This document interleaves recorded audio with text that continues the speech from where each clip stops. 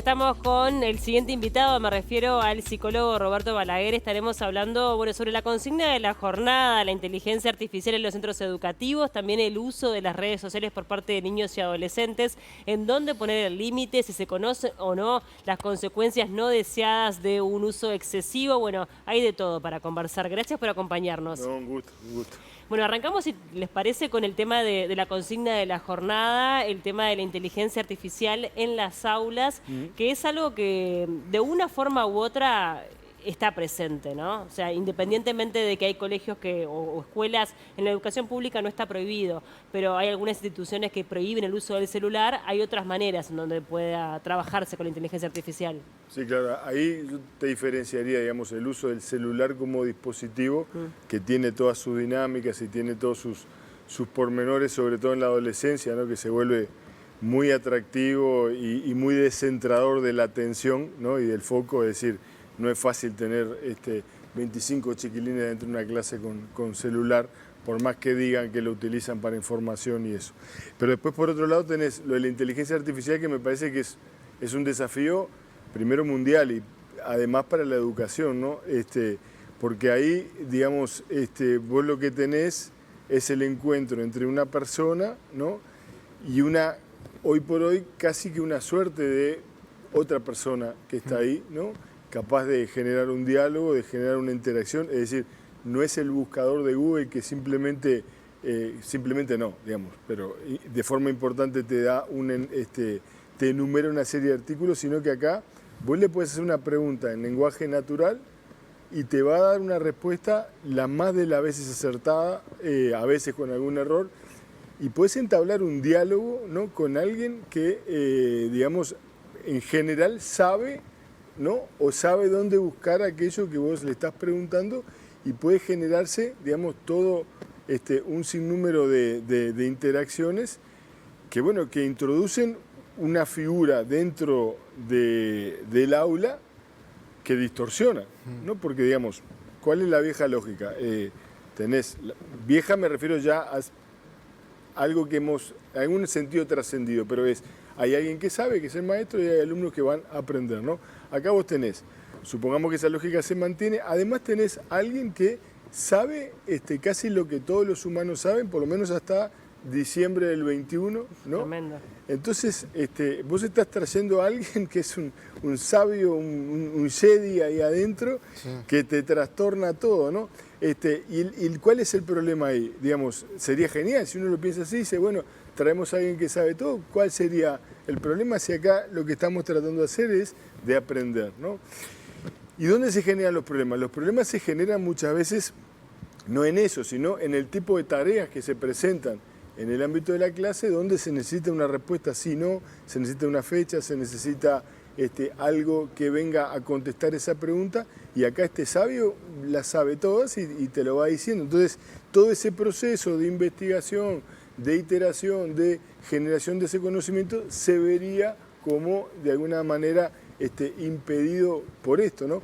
Pero en realidad, lo que siempre pasa con estas cosas es que vos tenés una persona, ¿no? y un software, un dispositivo, una tecnología. Y lo que se va a generar es la suma, ¿no? de esas dos personalidades, de esos dos caracteres, de esas dos curiosidades, ¿no? Es decir, si hay alguien poco curioso, lo que va a hacer van a ser preguntas simples de respuesta rápida para cumplir.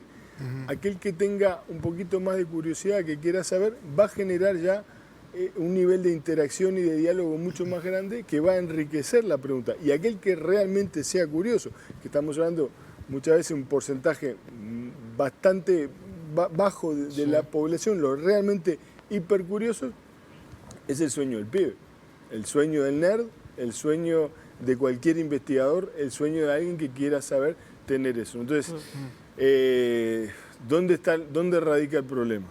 Es una buena pregunta. Y respecto a edades y la presencia de la inteligencia artificial, hoy hablábamos de a partir de cuándo, ¿no? Porque claro, uno imaginarse a un niño utilizando la inteligencia artificial parece algo que no es tan certero, que no es tan viable.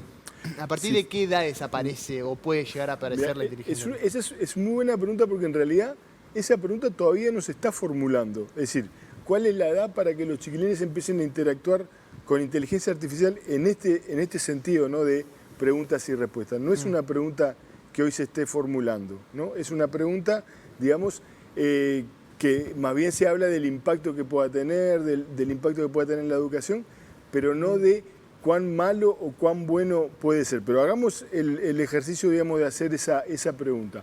Si la única persona a la cual el niño puede acudir es a la inteligencia artificial, ahí tenemos un problema. Sí, claro. ¿No? Ahora, si la inteligencia artificial entra dentro de un sistema donde hay otros adultos, padre, madre, abuelo, tío, primo, donde se generan diálogos, ¿no? Donde la inteligencia artificial es algo más que está ahí, dice, che, mirá, yo le pregunté y me dijo tal o cual cosa, vos que decís, no, mirá que tal cosa está bien, pero tal otra, vamos a chequearlo, ¿no? Entonces, ojalá la gente, las familias, ¿no? Tuvieran ese tipo de diálogos en lugar de repente de estar mirando, no sé, pasivamente TikTok, Instagram, ¿no? O mirando un partido, yo qué sé, de la liga, la tercera de la liga italiana, donde lo estás haciendo para pasar el tiempo y donde nada de tu mente se va a ver fortalecida en ese encuentro. Claro, ¿no? también es interesante pensar que el aprendizaje viene por diferentes vías, ¿no? Obviamente que está la respuesta a una pregunta, pero también está la acción de quienes me rodean, que eso me impacta y me genera un aprendizaje. Lo vincular, obviamente, que también me genera un aprendizaje y allí puedo ir marcando la diferencia. Creo que el mayor desafío está en el docente, ¿no? En cómo preparar a ese docente para que incorpore la herramienta, pero no deje de lado todo lo otro que es tan o más importante, Claro, ¿no? ¿qué sería lo otro? Y lo otro sería todo lo vincular, o sea, sería en el enseñar con el aprendizaje, ejemplo, sí, bueno, el aprender a ir para adelante más allá de las caídas, claro. y un montón de cosas que hacen a un ser humano íntegro. Sí, sí, esas serían quizás más habilidades que se van dando en eso, más en lo que hacemos que en lo que estamos Claro. diciendo, ¿no? En esa modelización donde el adulto, como vos decís, es clave para eso, ¿no?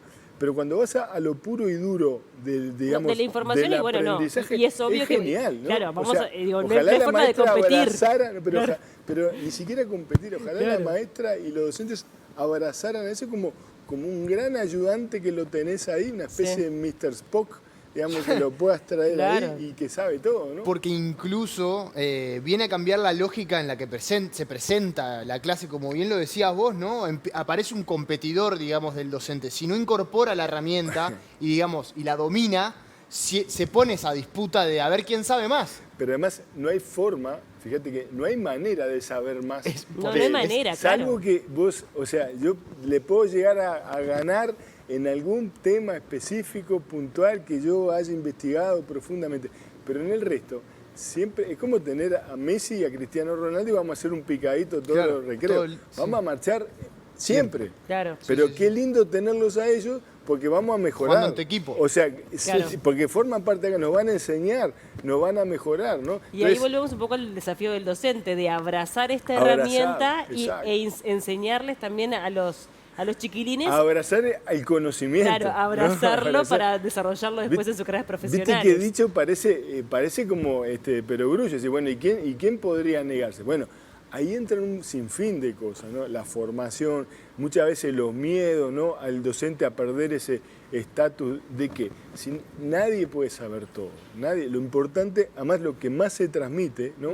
Y a mí me parece que esto es clave, ¿no? Para el que nos está mirando, lo que más debería transmitir un docente es la pasión por aprender, ¿no? sin duda. Las ganas de aprender, la curiosidad. Entonces, si yo tengo a este Mr. Spock ahí adentro, vamos a aprovecharlo, vamos a sacarle todo el jugo posible. ¿no? Recién decía un televidente que además es docente que el gran desafío es seducirlos a los adolescentes, a los alumnos en este mundo donde hay tanta información.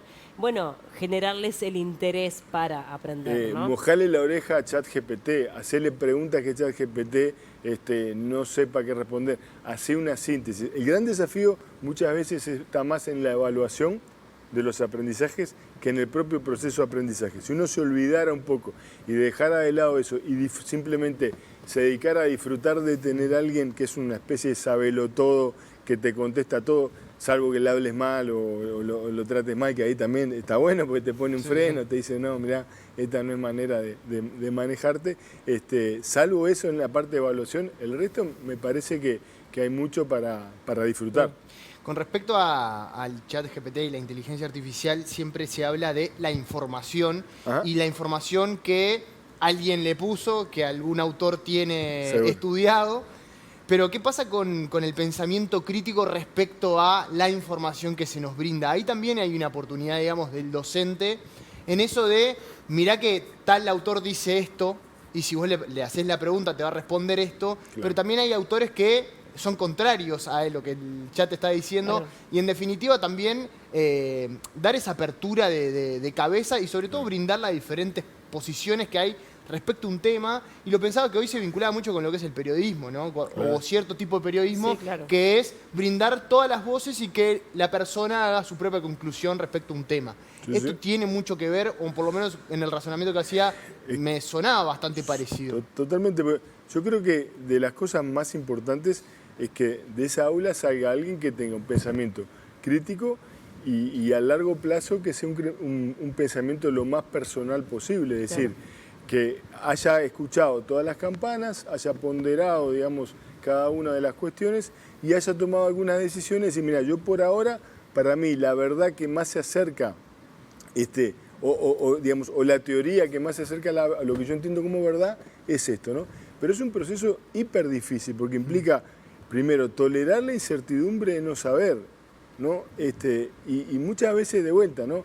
A veces en la escuela esperamos, yo creo que esto ha cambiado, ¿no? Sí. Digo esto, pero ha cambiado.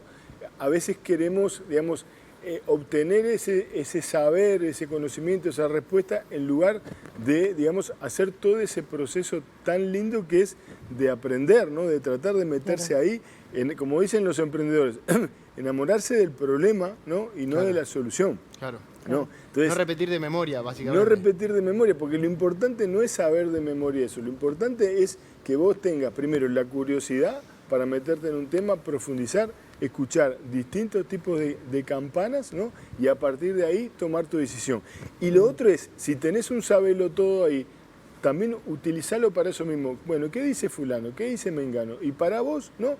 Y hacer ese diálogo que realmente, digamos, nos saque de la respuesta sí, no, tal fecha, tal año, da tal cantidad. Roberto, nos metemos un poco también de lleno con el tema de las redes sociales y el uso desmedido de las redes sociales, que sin lugar a dudas es un tema que genera al menos preocupación por parte de la gran mayoría de los padres. Creo que no hay ningún padre de niño de 12 años en adelante que no diga ya no sé qué hacer con el tema del celular y mi hijo. Sí, sí. ¿No?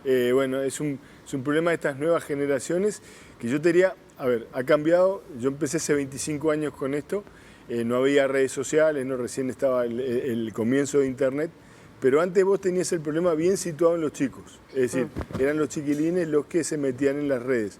Hoy tenés padres, para empezar, que ya están distraídos, ¿no? Sí, Que claro. están mirando sus propias redes. Entonces, ya los niveles de interacción con los chiquilines de va y viene también están vedados por los propios padres que están mirando su propio Instagram en lugar de repente de prestar atención a lo que hacen los chiquilines, ¿no? Entonces ahí tenés menor disponibilidad emocional, que es un gran empujón para los chiquilines para entrar en las redes sociales, ¿no? Y encontrar ahí a veces la validación que no encuentran en su núcleo de amigos o en su propia casa, la comunicación que no encuentran con adultos, ¿no? Poder hacerle preguntas, o sea, el nivel de preguntas y de profundidad que tienen los gurises, ¿no? Con influencers, ¿no? Con páginas que son de repente suerte de, bueno, influencers, mentores, gurúes, ¿no? Es decir, pero, y esa pregunta, ¿no estaría bueno que se la hicieras a tu madre, a tu padre, a tu tío, a tu abuelo, Preguntas a tu como, abuela? ¿tenés algún ejemplo? Y bueno, preguntas de las Que te haya más llegado, íntimas, bueno. ¿no? O sea, vinculadas con la sexualidad, Bien. ¿no? ¿Qué pasa si, por qué me siento así de tal manera, ¿no? Qué cosas que sienten emociones que sienten que los hacen sentir mal y que de repente no se animan, ¿no? Entonces, el mundo ese de Internet, de las redes sociales, se ha transformado también en un lugar terapéutico. Digo terapéutico entrecomillado porque a veces lo es y a veces no lo es.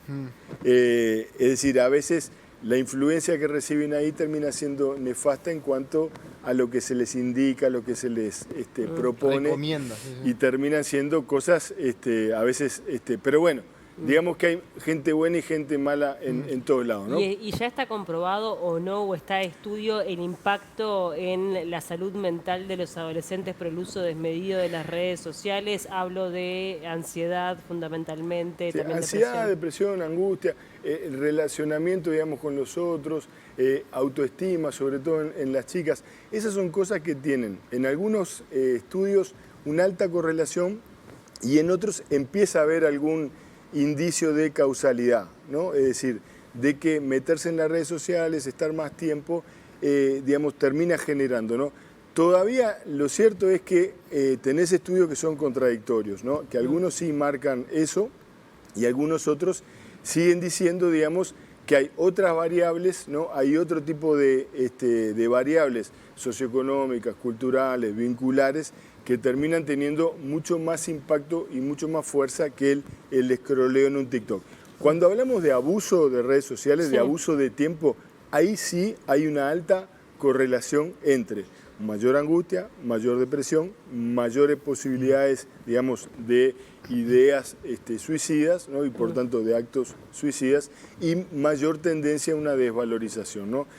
Hablar de causalidad, insisto, algunos estudios sí lo marcan, sí la enorme mayoría encuentran una importante correlación entre una cosa y otra. Yo la última que le quería preguntar a Roberto es si, en base a estudios o a conclusiones de profesionales, ¿hay alguna de las redes sociales? Se habla muchísimo de TikTok, sí, particularmente, por esa cantidad o el sinfín, digamos, que tiene como... El scroll infinito, ese es nefasto. Exacto. El scroll infinito es nefasto. ¿Hay alguna que tenga mayor, digamos, Peligrosidad. dificultad, peligrosidad, exactamente? Bueno, digamos, la peligrosidad más que nada te diría que está dada por la comparación social. Es decir, vos estás permanentemente comparándote con gente que está producida, que es profesional, sí, y que te hace sentir que tu vida es miserable, que tu vida al lado de la vida que viven los demás no vale la pena vivirla. Entonces, si vos ya venís con un poco de vulnerabilidad, ese encuentro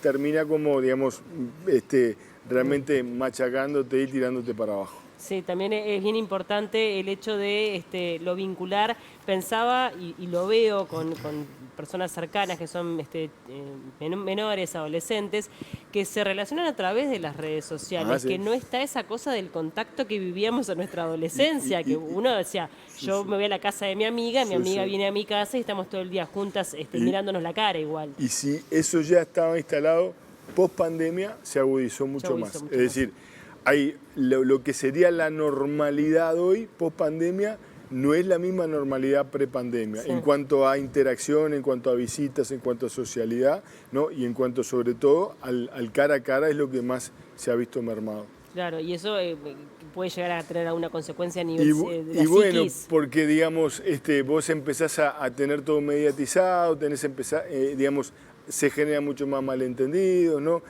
Cada vez, digamos, hay cosas que tienen que ver con ese encuentro, con los abrazos, con lo corporal, con la mirada, que empieza a estar en menos y que ya lo empiezan a ver algunos investigadores, como que hay, digamos, como un nivel de conocimiento y de detección de esos signos en la comunicación menor, ¿no?